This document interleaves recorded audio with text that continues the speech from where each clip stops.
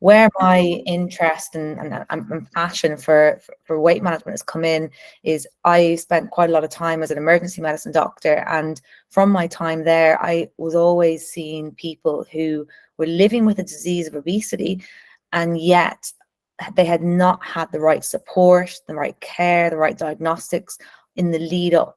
And so I was seeing people with the complications of obesity, so things like heart attacks, strokes, knee replacements, hip replacements, all those kind of things. And, it just made me really feel there was something more that we could be doing. And so that's what's led me to Beyond BMI. And now I'd like to introduce Sarah. Sarah, do you want to give people a bit of your background? Yeah, sure. Thank you very much. Nice to see everyone. There's lots of people here, which is very exciting. So yeah, my name's Sarah brocq. I am someone that lives with obesity, and I'm also the founder and director of All About Obesity, which is an obesity organization that we set up to kind of be that kind of trusted go-to place for anything obesity related, because I saw that there was a real gap in the market and there really wasn't that support out there for people living with obesity. So that's what we're hoping to do with All About Obesity. So that's kind of why we're here. But really interested today to talk about weight discrimination, because it's something I've experienced myself personally, and I think it's something that we need to start changing and doing something about. And I think in the States, they're starting to do things now by getting bills passed in various different states and things. And I kind of look at it and go, actually, what can we be doing in the UK and Ireland, and kind of how can we be doing things differently? So I think it's an important conversation to be having. So I'm glad Harriet and I can, have this conversation today. Absolutely. So we're here today to talk about weight discrimination in the workplace. And really, to even get this discussion started, we really have to align on what we mean when we use these terms, because there's terms bandied around all the time: discrimination, bias, stigma. But really, what do these words actually mean? So when we start with the word weight bias. And essentially, weight bias just refers to any sort of ideology or unconscious thought pattern that one has about somebody living with obesity, with weight. And then that can move on to what's known as weight stigma. Now, weight stigma is where these negative attitudes or these beliefs or these stereotypes that we've built up through the years, now we start to actually apply them to the individual in some way. So we stigmatize people. We maybe don't give them a promotion, or we don't, believe that they're as capable as maybe normal weight people. And so that's where you start to see the manifestation of the biases within the stigma. Now, when we get into the word weight discrimination, it's almost like the next level up. It goes beyond stigma. Now we're really starting to treat people unfairly, or we're taking actions against the individual based on their weight. And that could be things like them being denied a job promotion, things that actually have a legal implication. And that's really where the conversation is going to be centered a bit around today when we're talking about weight discrimination. So I was going to say that when we talk about weight stigma as well, Harriet, I was just going to say one of the things I think, because some of the questions coming in kind of flag this, is that it can be conscious or unconscious. And I think this is the bit that the people kind of, it's really hard, because if you have an unconscious bias or an unconscious weight bias, how do you know? Like, how do you know that's what you've got? And I think that's a really interesting point, because lots of people have got that and don't really realize it. And this is because of like the societal messaging and the things that we've been told for so long. But it really impacts then how you are and how you behave to people. So it's about just being a bit more kind of aware, or self-aware, I suppose, about your actions or your thinking about somebody that you might see in a larger body. You kind of to think, actually, is there some underlying unconscious stuff going on here with how I'm reacting to something or how I'm feeling about something? So I think it's interesting to flag that, some people just consciously do it and are being unkind, but a lot of people are doing it kind of without even realizing it. And I think that's really hard to differentiate between. Absolutely. And I think that actually leads me to, a really good example of where, weight biases can come from. So what I'm going to do now is I'm actually just going to share my screen. I'm going to show you some images. So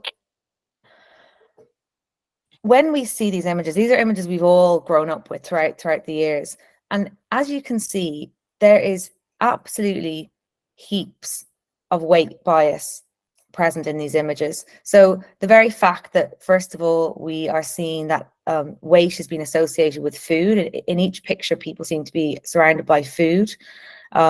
They've almost depersonalized images by cutting off the head. I didn't do that. That was actually the image I pulled from Google, that just depersonalizing, taking pictures of the head off, and focusing fully on the body. Pictures of people being inactive, so associating weight with inactivity.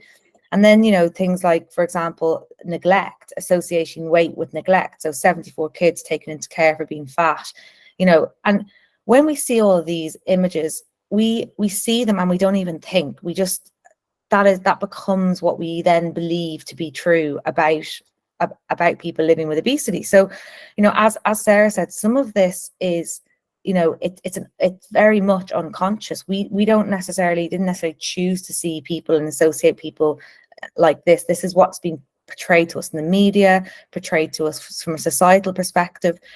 And then we look at the alternative, and what we're now starting to see is banks being developed, banks of images being developed from, for example, the European Coalition for People Living with Obesity, where you've got way more accurate imaging of people living with obesity, enjoying time with their family, enjoying daily life, engaging in physical activity, going to the beach, having a normal working day.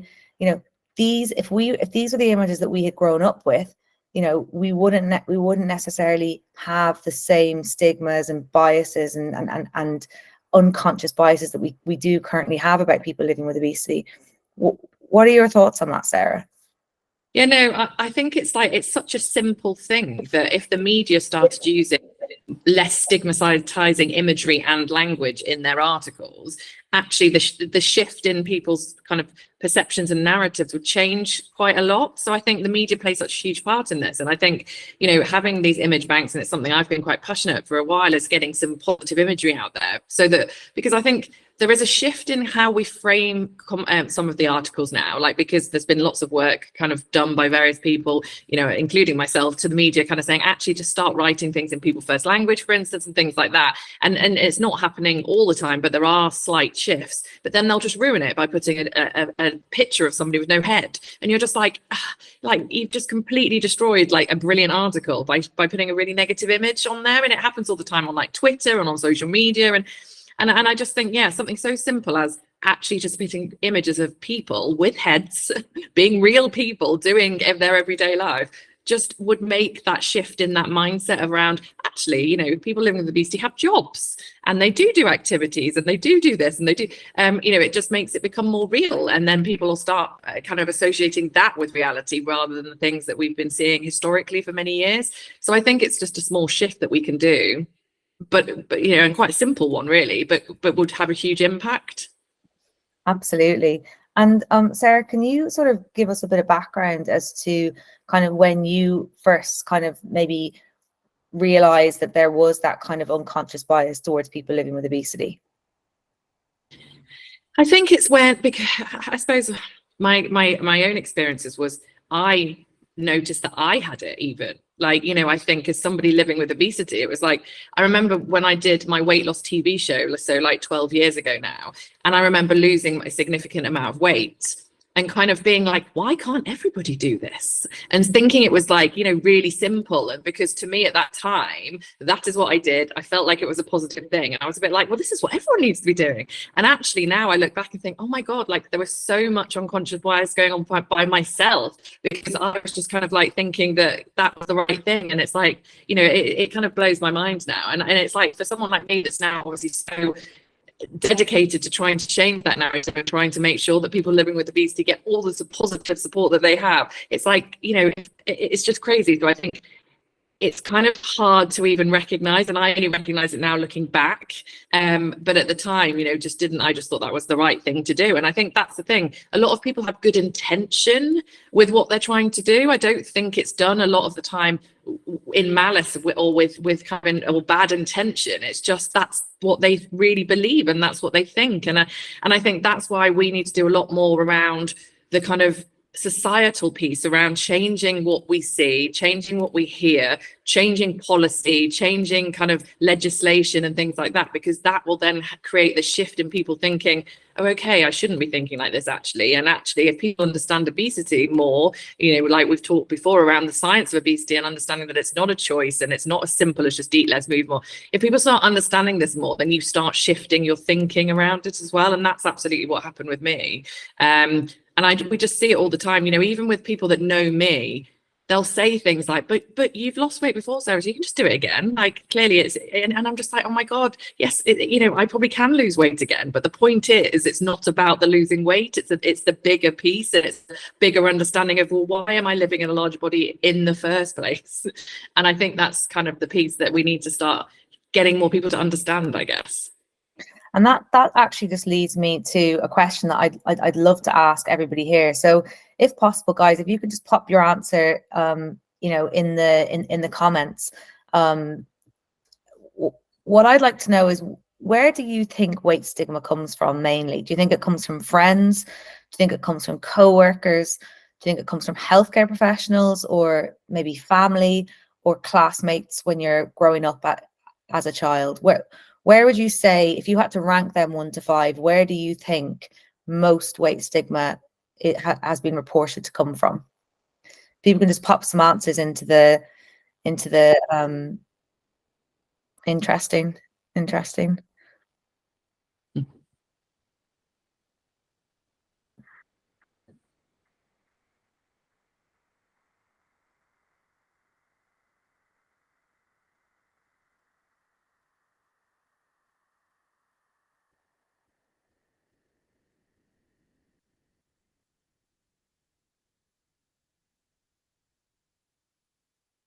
Really great answers coming through here, guys.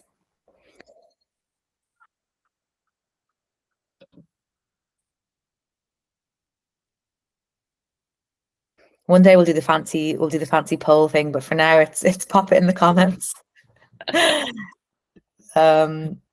Yeah, so guys, I think a lot of you were spot on. Family. So 76 to 87% of weight stigma that people report comes from family. Sarah, could you give us some insight into this? Is this something you've ever experienced, or? Yeah, absolutely. But again, all done with love, if that makes sense. Like, so, you know, from a very young age, my mum's always struggled with her weight, and it been a big issue for her. So I remember kind of being early teens, and my mum kind of going, right, I think you should come to Weight Watchers with me, and you know, kind of putting that kind of, you need to be conscious of your weight because I'm conscious of my weight, so you must be conscious of your weight, and also kind of saying like, oh, you can't really wear. I remember being, I'm an 80s child, so growing up, like, these lovely butterfly tops were in fashion at one point, which didn't exist of much fabric, and all my friends used to wear them because they didn't have boobs or anything like that. And I know that I wanted to, mum was just like, Sarah, you just can't. So I just felt different all the time, you know, and it was kind of like this focus on, actually, you need to eat a certain way and do things. So but it was always done with love, because my mum kind of didn't want me to end up like her, and it was kind of, so I totally understand that one, absolutely. Yeah, very interesting. And next up is classmates during childhood. Sarah, could you shed any light on that side of things? Is that Yeah, so for me, I think it's interesting. I'm quite fortunate that I didn't feel like I was being bullied or treated differently by my friends, actually. And I don't know whether that's because I would say because I went to an all-girls school, but I probably would have thought girls' school would be even more worse, but maybe boys are, I don't know. But yeah, so fortunately, I've never really experienced that, but I can totally, we know the evidence shows us that obviously children and in the playground, they probably say comments that are probably not even meant in a negative way, but the word fat, for instance, you know, gets thrown around all the time. And that's why I struggle with that as a word now, when the body positive crew are trying to use it as a positive, in a positive way, because I'm just like, well, you'd call for someone a fat something to be not very nice to them, so why would you then want to use that as a positive word? So, you know, we know that happens a lot. So yeah, I get that stat. And then coming up third is healthcare professionals. So, I mean, I'm going to put my hand up here and say I have definitely been some a doctor in the past who was ignorant, who didn't understand, who did have biases, and I feel awful about it now, and I feel even awful. Like I get that kind of gut clench even saying it on the call now, but it's the truth, because at no point in my training was I ever taught that obesity was a disease. I was never taught that it was that it was something that essentially is not people's fault. And if anything, there was probably unconscious biases that just tell them to eat less and move more. And as a result, that makes me as a healthcare professional now feel very almost ashamed, because when I know now what stigma does to people, and how it actually, the first rule of healthcare is first do no harm. It's the first ethical principle, first do no harm. And the very interaction with somebody living with obesity causes harm is very shameful. What's even worse, the fact that it's still happening now.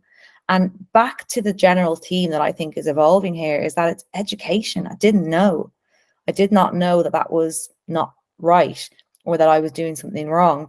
And I think it just goes to show that there really is a lot of education needed, because we are, at the end of the day, subject to our own unconscious biases, subject to our upbringing, subject to what we've been told as children.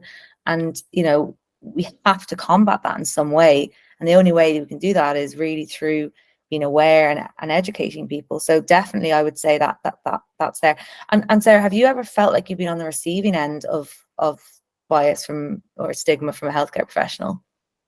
Yeah, absolutely. I feel like a lot of the time they see your body before they see you, like, and make these assumptions. So it's kind of like, during my pregnancy, for instance, I was very much subjected to kind of all sorts of kind of stigmatizing comments around, like, when I was getting scanned for the baby and things like that, and just various things where I just kind of just used to leave and just feel like horrendous, because I'd just be like, ugh, everything just gets blamed on your weight.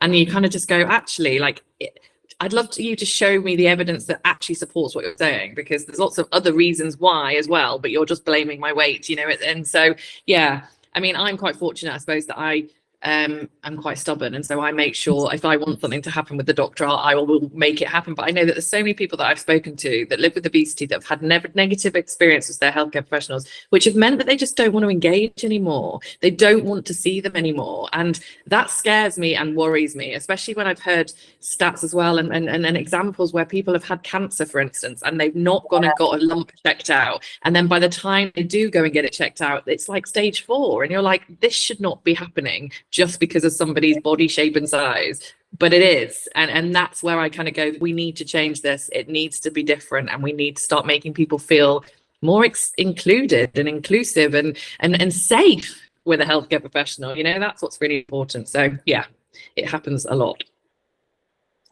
And finally, we have co-workers and colleagues.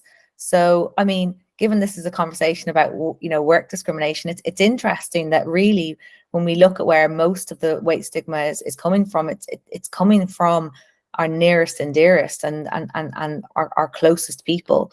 And finally, we have friends. But I think I'd be interested to hear what everyone else here is taking from this. But for me, the general theme between family, between classmates, healthcare professionals, these are all places that should be safe places. This isn't like somebody shouting at you across from a street. This is like places where you are meant to be able to feel like you belong, like you're in a safe place, like this is where you get your psychological safety from. And yet these are the very places that you're exposed to stigma. Mm-hmm. Absolutely. And then I think, the fact that when you look at co-workers and colleagues being lower down there, but ultimately, I suppose our friends, our classmates, our family are all co-workers and colleagues as well. So it's kind of like, so if they were doing that to you, from you being their friend, they're bound to then take that into the workplace to some extent. So it kind of all filters down, doesn't it? Across society and in all the different sectors, really. Yeah, absolutely. And we've just got a comment in there from Jeannie. I'm sorry, I'm so bad with names. talking about pregnancy and that BMI is used against women. Yeah, and I mean we see that in fertility as well.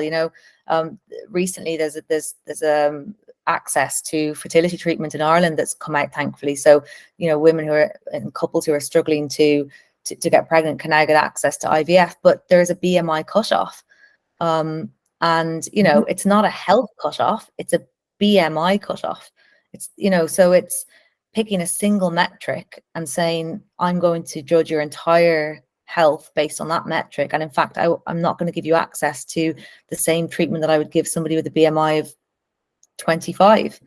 And the thing that really shocked me to hear, Harriet, as well, a lot just alongside that. So there's the fertility perspective, and I know Janine just put she's a midwife, so that's interesting.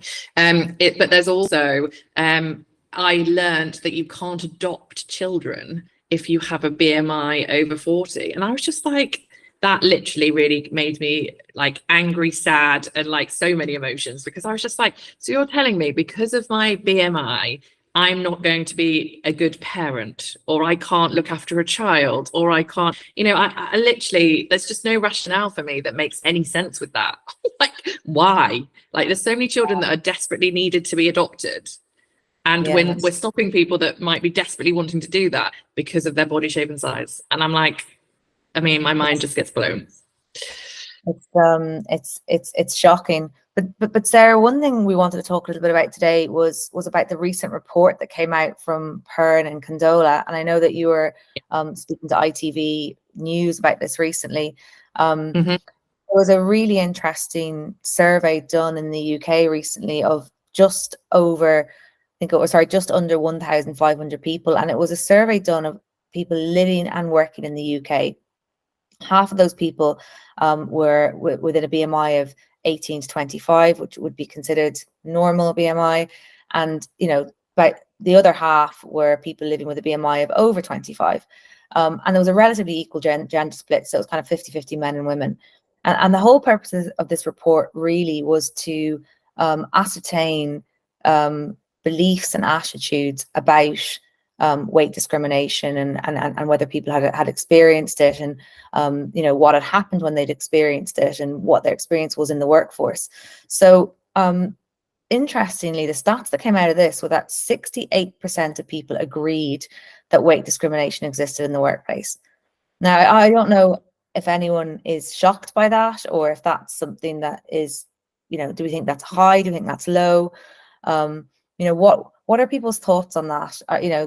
Is that, as everyone on this call, they had, if they were asked this survey, would they agree that they have that weight discrimination exists in the workplace?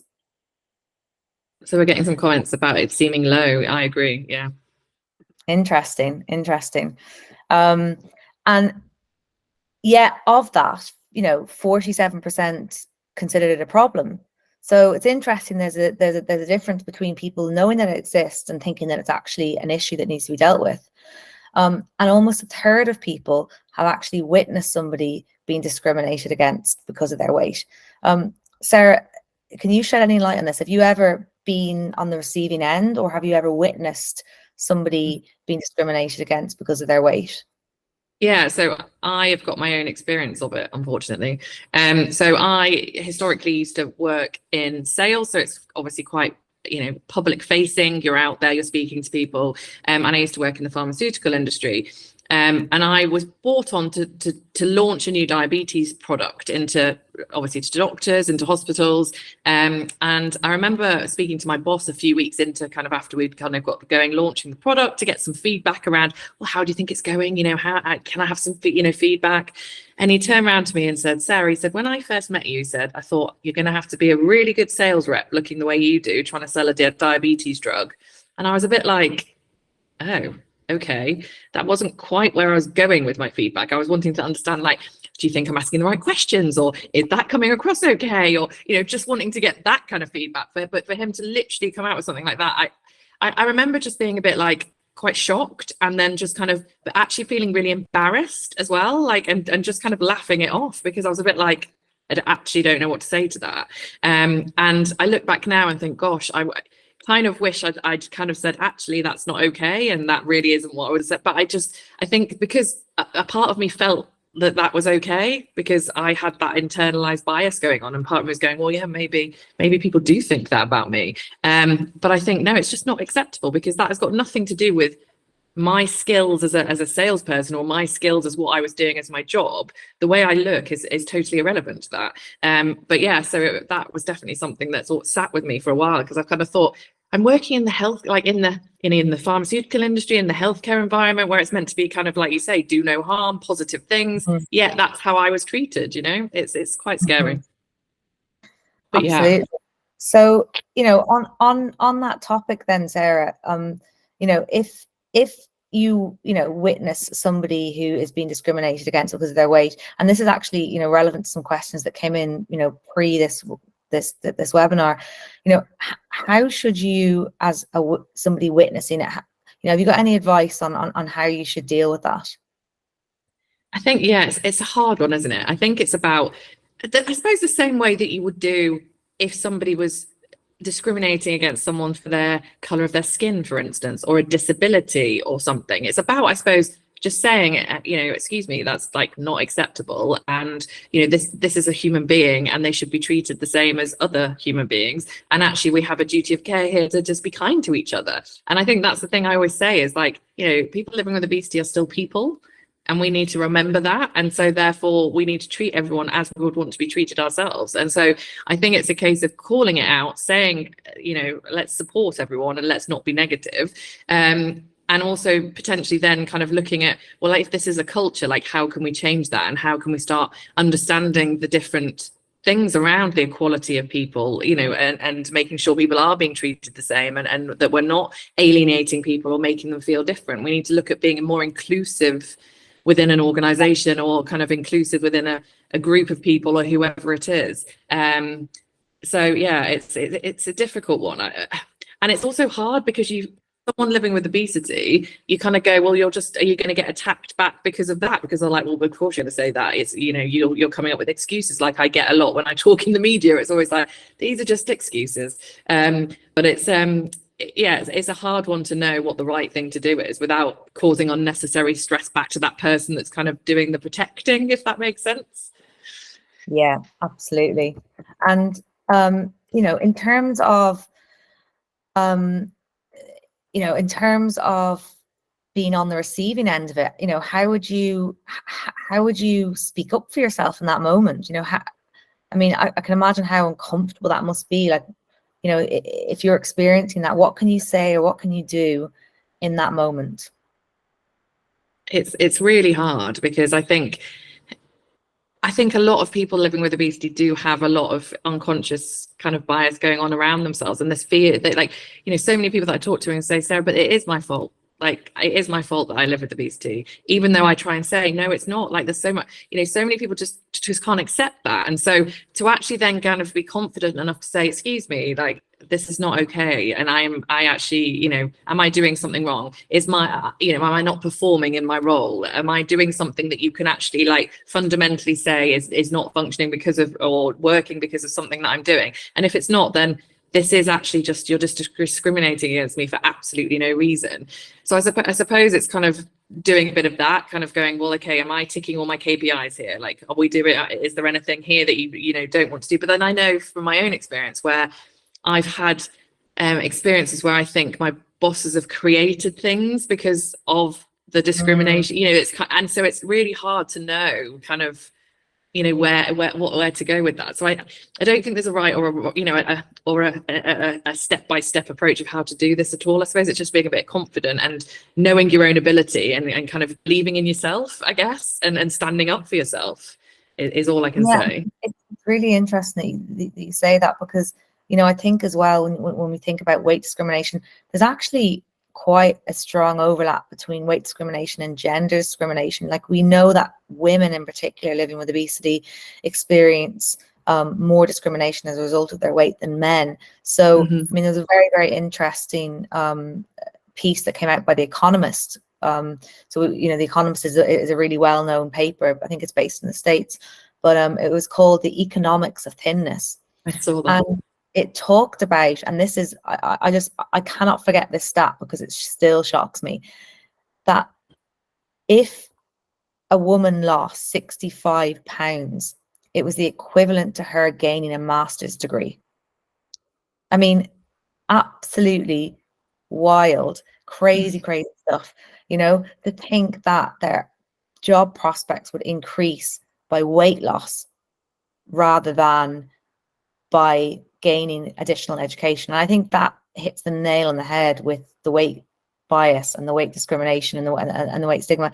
And actually, I can just see a comment coming in from Zofia here saying her IES research found a wage penalty, especially for women living with obesity.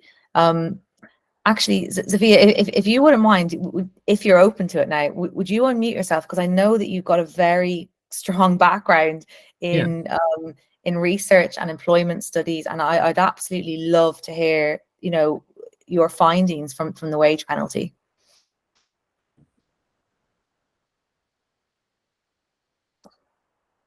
If that was, yeah, no worries if not.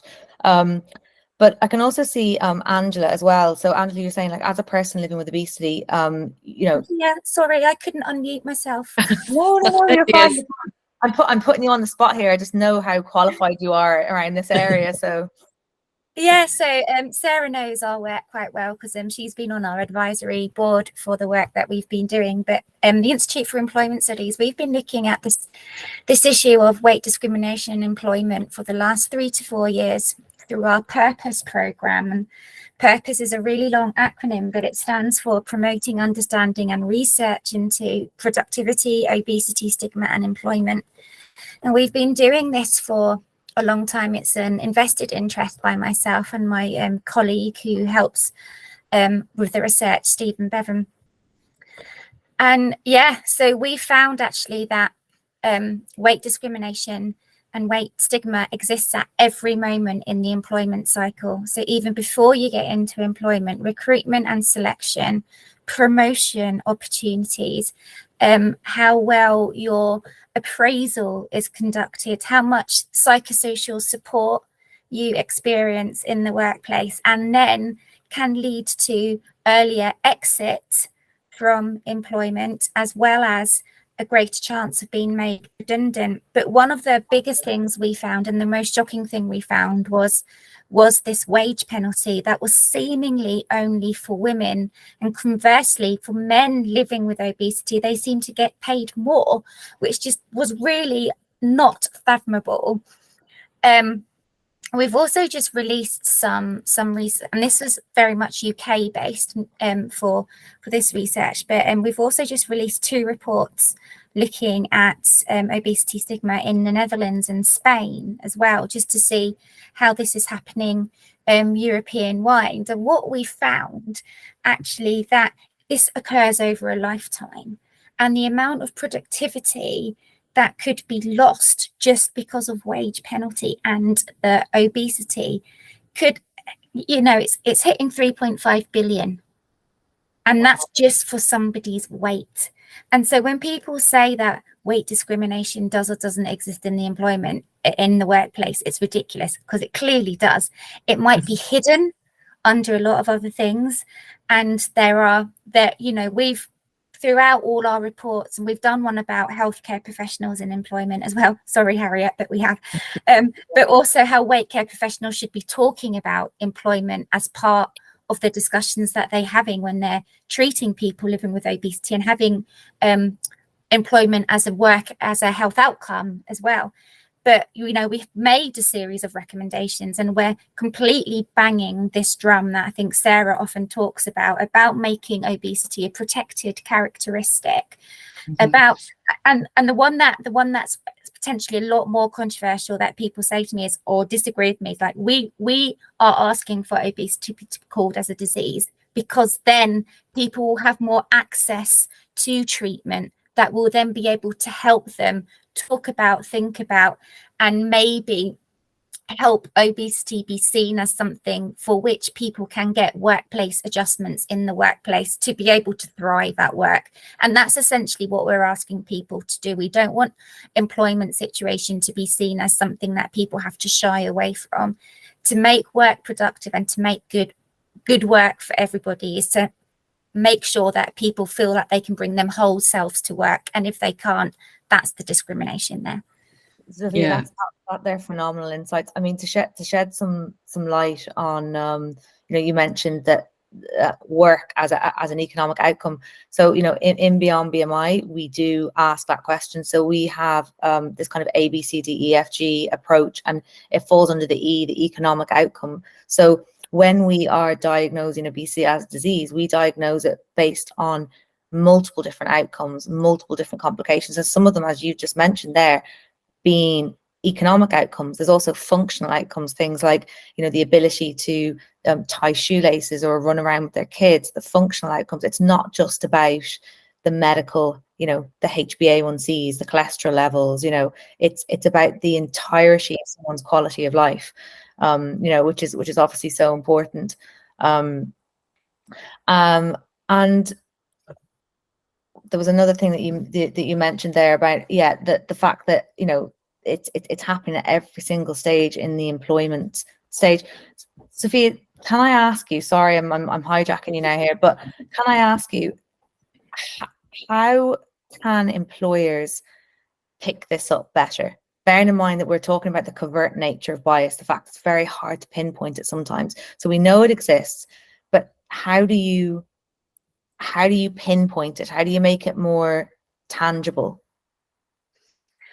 I suppose it's looking at things like your equality, diversity and inclusion policies. Is obesity included? The thing about obesity is we also know that it can be a risk factor for many other health inequalities that people experience. And so this is where the Equalities Act comes in, we're wanting equity for people. And if people are not getting that equity, then there's your barrier straight away. I think we're also asking for things like reviewing workplace health and well-being practices, looking at health promotion policies so that they're more supportive and not stigmatizing towards people living with obesity. So, we get things like employer-sponsored weight management schemes or employee nutrition schemes or exercise-related incentives. And no matter how well-intentioned they are, actually the way that they're designed and implemented is really, really stigmatizing towards people living with obesity. Yeah. So why don't we start co-creation? Think about, ask your employees living with obesity what might help them. And I think the biggest one also is looking at somebody's capacity and not their incapacity. So you don't talk to somebody with mental health and say, well, you can't do that because you've got depression, because you're not allowed to do that anymore. You start thinking about actually, but you're able to do this and you work really well in that area and you're really conscientious in this. But that doesn't happen for people living with obesity because you're looking at somebody's incapacity because it's obvious. But you need to start thinking about what people can do. Look at the way that they're able to work. Give them voice. Don't let your stereotypical attitudes or expectations about somebody minimize what somebody can contribute into the workplace.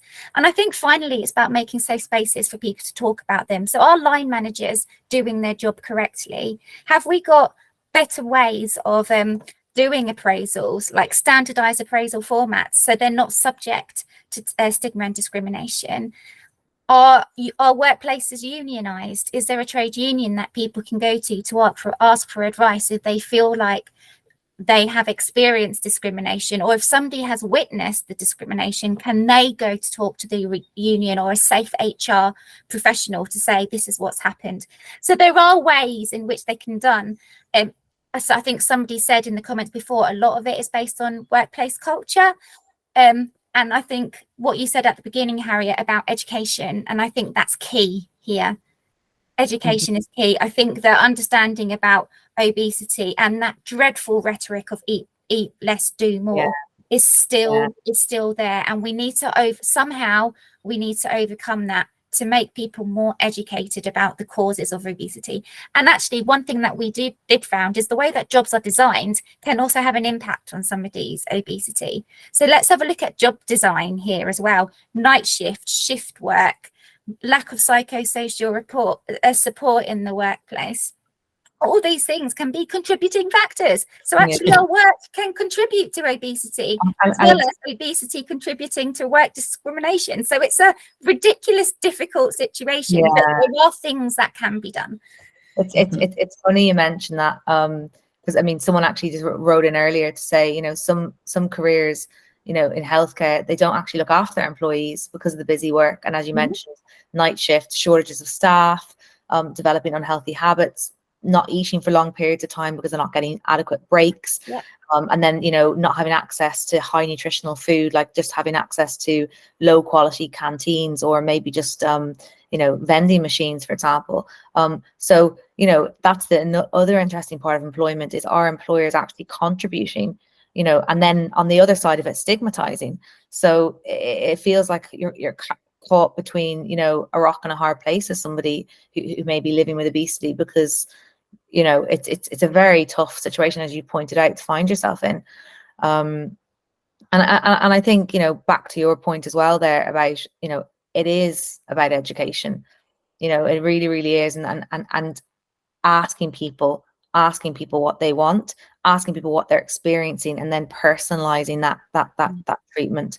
You know, there's been this horrible approach of one size fits all with obesity, and that's very much so medically, and it sounds like in the employment space as well, where you just say, oh, if I stick some fruit on the counter, that'll solve obesity, or if I, you know, offer higher quality snacks, that will deal with the problem. And it's just not a personalized approach whatsoever. What are your thoughts? Yeah, I really like that idea, Sophia, you said about the co-creation piece, because I think until you actually speak to people living with obesity, how do you really know what's going to make them feel better or not? And I think there's too many assumptions are made all the time that people come up with ideas. And I think that, again, a lot of them are well-intentioned, that they think, oh, that would be really good. Just silly things like, I just know from being in the corporate world, and there being these like well-being days where everyone's meant to get together as a team and be all part of a team. And we'd all get given these awful t-shirts to wear. And it would just be one of those horrible round neck t-shirts. And I would literally spend the whole day feeling horrendous, because I'd have to get an XL t-shirt that would still be skin tight on me. And I'd be stood there just feeling so awful that I wasn't enjoying any of that day, which was meant to be about bringing people together and it being positive and a whole thing. And I just think, gosh, if you spoke to somebody like me and said, okay, so these days, how do they feel? Do you enjoy them? I'd turn around and tell them that. And I'd say, why don't you give us all a cap or a sash or something, if you want us to all be like, having something that ties us all together. But those t-shirts are awful. And that would just change everything on that day, you know, because I would then embrace it and enjoy it and feel better, rather than feeling like I'm constantly pulling at my t-shirt because I hate it. So it's just simple things like that I think make such a huge difference to how someone feels. You're absolutely right. It's just, it's back to the, you know, that recurrent theme of asking people what they want and considering them, and not designing for them, designing with them. And, you know, making sure that their voice is heard when, you know, when decisions are being made about them. You know, which seems like such an obvious thing to do, and yet it just eludes so many employers because they just assume they know what people want. I mean that happens across the board, really, doesn't it? Like, you know, we make assumptions that even about, like, when you're designing a product, what you think people want and then what they actually want is completely different. And you wouldn't do it in a business setting, and yet you do it in an employment setting. So yeah, really, really, really good points coming out. I'm conscious that I can't get over how fast this hour is nearly gone. Are there any questions that people would like to pop in the box, and we can answer any questions? I mean, we've got some really, really great comments coming in. You know, Angela talking about employers having a duty of care. I'm talking about different seating that we need to look for. And that's absolutely true. That they're starting to get a little bit better in hospitals. You know, sizing up chairs better and beds and things like that. But by no means perfect. But yeah, employers seem to be a bit behind the curve on that one. And Margaret has said, if not eat less, move more, what short scientific based sentence can we use to point out the complexity? I mean, the complexity of it is obesity is a disease, and it's been recognized as a disease by the American Diabetes Association, by the World Health Organization. It is recognized as a disease. So, there's no other disease out there, Parkinson's disease, hypothyroidism, you name it, that we would reduce to, oh, sure, if you're depressed, just cheer up. Oh, if you're if you're hypothyroid, should just get a bit more energy, cheer up, get your groove on, have a bit more energy. Like, we just wouldn't do that. So I think, the starting point, Margaret, has to be obesity is a disease, and you don't treat any disease with a one size fits all. So please don't do it to me living with obesity. I think has to be the answer. I think the other one that I use a lot, which literally gets everyone's backs up and nobody like people just don't like it, is obesity is not a choice. Because people kind of straight away go, yes, it is. And I'm like, no, it's not. But it's that again. And that's an interesting one, because it's just a sentence, but people just can't get their heads around that, because they're like, well, you choose what you put in your body. And I'm like, yes, but there's a reason why I choose that. And it's not just me going, I want to eat cake.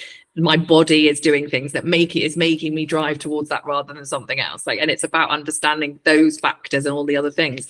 So I think that's always a good little, Giles Gio uses that all the time.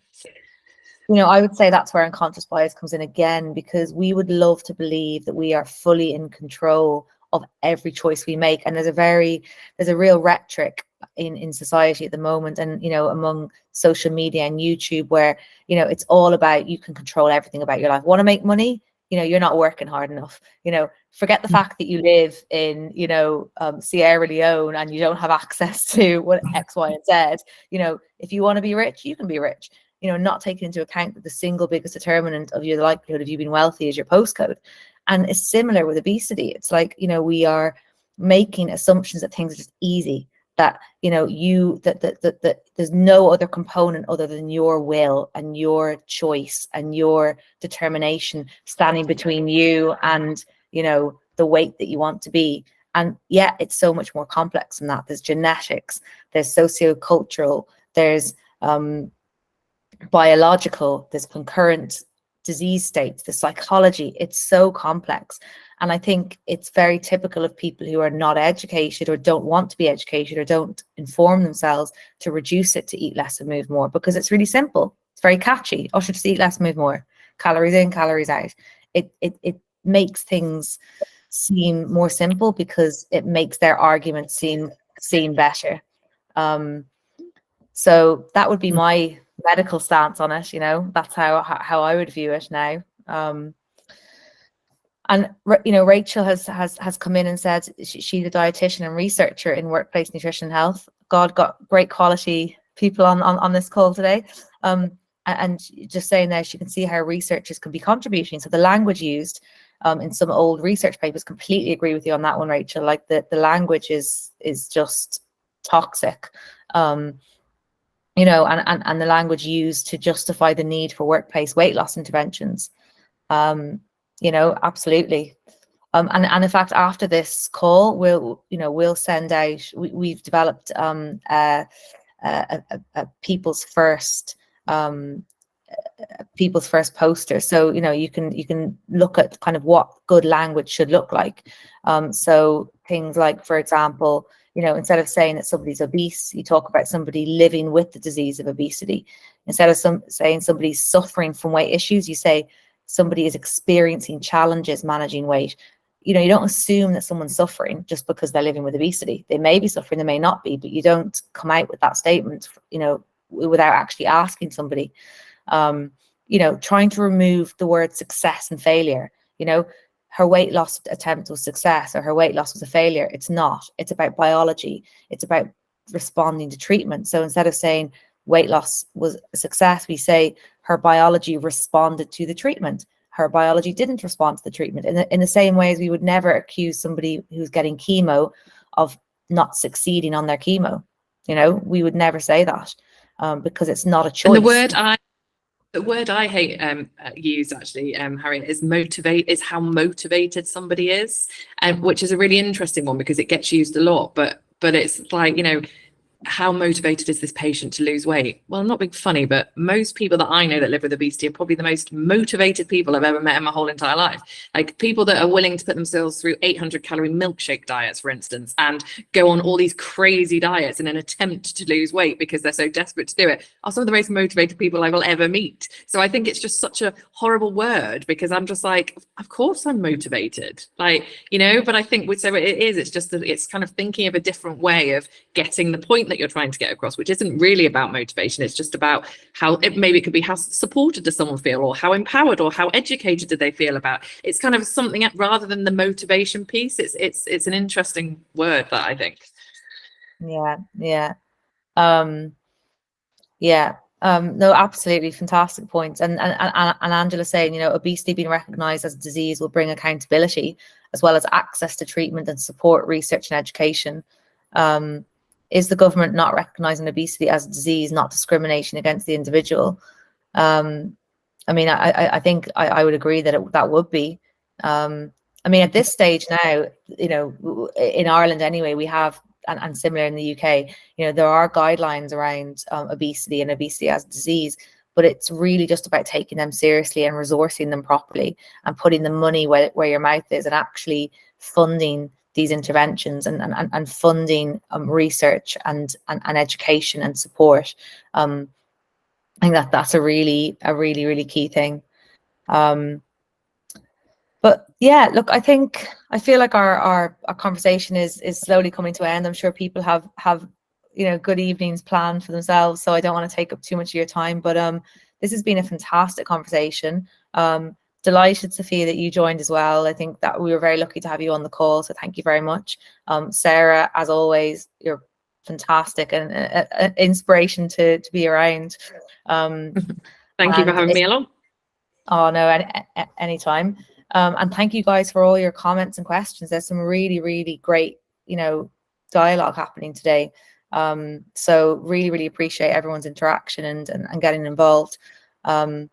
So yeah, so look, we'll be sending out a survey afterwards and trying to get your feedback. And if there's anything you feel that we should be doing, that questions we should be asking, conversations we should be having, we would love to hear from you. And to ultimately implement what you would like, because that's really what we want to do. We want to make sure that we are listening and we are, you know, addressing issues that are important to you.